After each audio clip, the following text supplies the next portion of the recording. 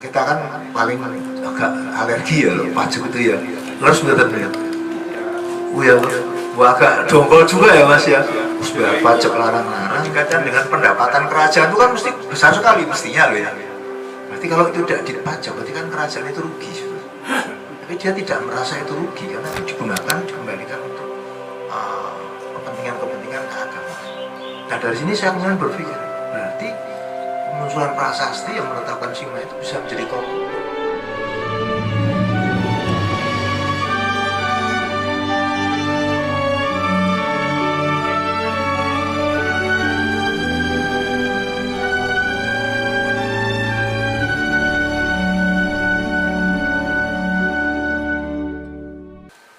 Nah di sini kalau kita gali lebih jauh berarti ada hasil ya, ada hasil yang bisa digunakan hasil itu untuk membiayai yang hubungannya dengan bangunan suci.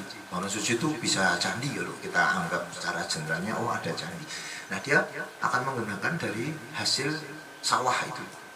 Nah, artinya sawah ini dibebaskan dari kewajiban membayar pajak.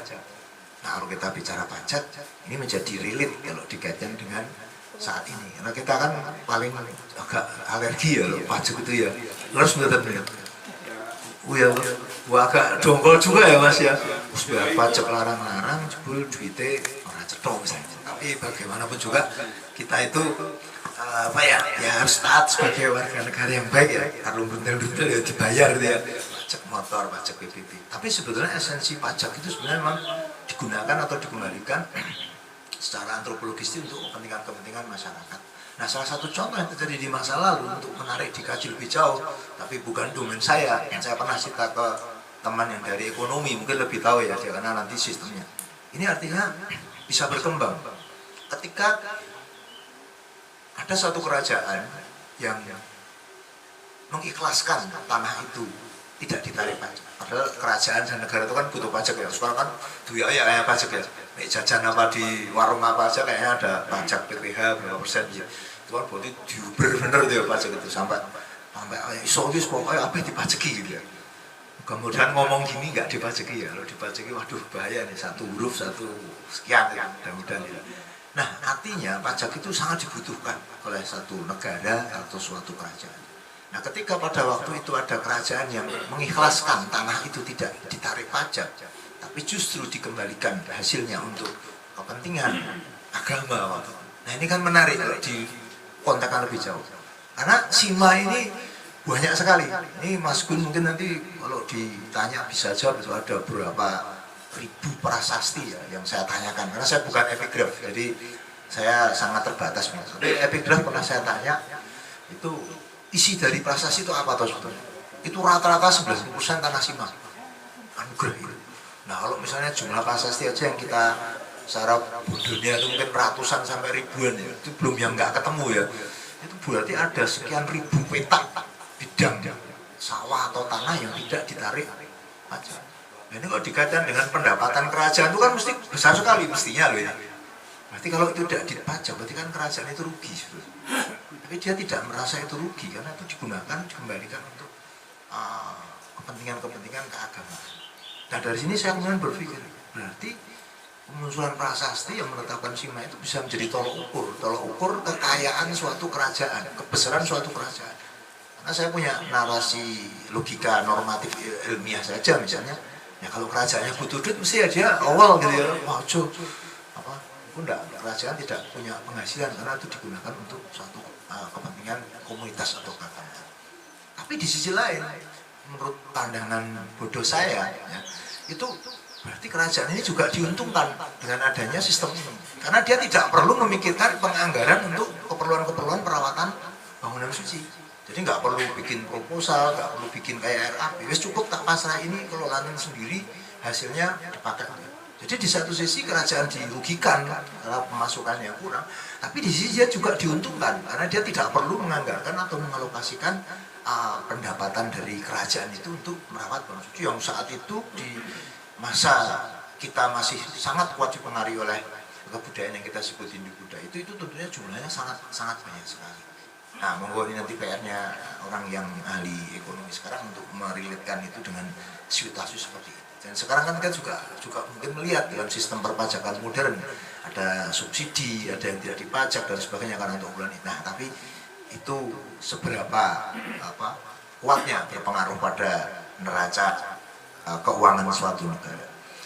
Nah, kemudian yang unik lagi juga ada satu pernyataan bahwa ketika ada tanah simpan, ada prasasti. Prasasti itu setahu saya ada yang namanya sapata. Sapata itu kayak larang, kayak ancaman. Jadi tidak boleh masuk, tidak boleh tidak boleh begini. Nah, kalau melanggar akan kualat dan sebagainya, mungkin seperti itu. Itu salah satunya adalah ada larangan tidak diperbolehkannya pegawai atau mungkin pembesar atau pejabat derajat itu untuk mengunjungi atau datang ke tanah simpan. Nah, mungkin ya kalau zaman sekarang mungkin seperti beliau tidak boleh orang. Nah, ini artinya ada satu peneliti senior ya, almarhum Pak Joko Dwianto yang guru-guru kita itu pernah mengajak penelitian saya waktu itu. Beliau menyangkutkan ini dengan indikasi bahwa larangan itu dibuat pasti ada tujuannya. Karena ini ada yang menginterpretasikan itu indikasinya ini ada peluang untuk terjadinya pelanggaran kayak penyelewengan. Kudune orang narik pajak kok dikit dan sebagainya, terus tiba-tiba narik pajak karena atau tanah simpan kan tidak perlu dilaporkan ke kerajaan, mungkin masuk kantong sendiri. Nah, ini adalah indikasi bahwa pada waktu itu pun kerajaan itu sudah mengerti keadaan bahwa akan ada peluang terjadinya penyelewengan atau pelanggaran. Ini dari interpretasi Bapak, jadi interpretasi yang dikembangkan oleh peneliti itu sampai ke situ wacananya. Jadi ini ada indikasi bahwa kalau tidak diberi larangan mungkin akan ada peluang untuk terjadinya pelanggaran. Nah, artinya kalau kita bicara pelanggaran, penyelewengan yang saat ini kita baca di media-media itu sebenarnya sudah warisan sejak dahulu kala. Jadi dahulu kala itu mungkin kita tadi Bu Maria cerita kejayaan masa lalu. Ya, di masa lalu ada kejayaan tapi juga ada kebobrokan Bapak, yang mungkin datanya tidak atau jarang kita peroleh. Jadi sebenarnya mungkin situasinya akan tetap sama, hanya data detailnya, persentasenya berapa persen kita tidak tahu begitu. Nah, jadi ada yang tidak boleh dimasukkan di sana. Bahkan ada yang menemukan juga data waktu itu pejabat yang berkunjung ke desa, yang itu nggak boleh menerima oleh-oleh, ada itu. Dilarang, itu larinya akan ke gratifikasi. Jadi zaman dulu itu juga sudah ada indikasi gratifikasi yang dikhawatirkan akan mempengaruhi objektivitas dalam misalnya mengelola suatu wilayah. Karena di Soiki ngekei oleh-oleh itu kayak bakpia, sini oleh-oleh mungkin emas antam atau apa. Nah, ini sudah dikenal, sudah dideteksi oleh kerajaan atau raja. Nah, ini menunjukkan bahwa di era yang mungkin kurang lebih di abad-abad ke-8 ya, tahun 800 itu kalau dari sekarang kan berapa ribu tahun yang lalu ya. Ini orang-orang kita ini sudah cerdas, sudah cerdik, sudah ngerti gitu.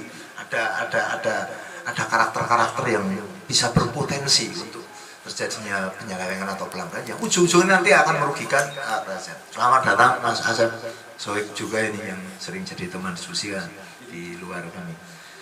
Nah, kemudian sawah ini jelas dia tipe pertanian lahan basah ya. Cuman kita tidak melihat dengan detail lahan basah itu kan ada dua ya, meskipun ada lahan sawah basah irigasi.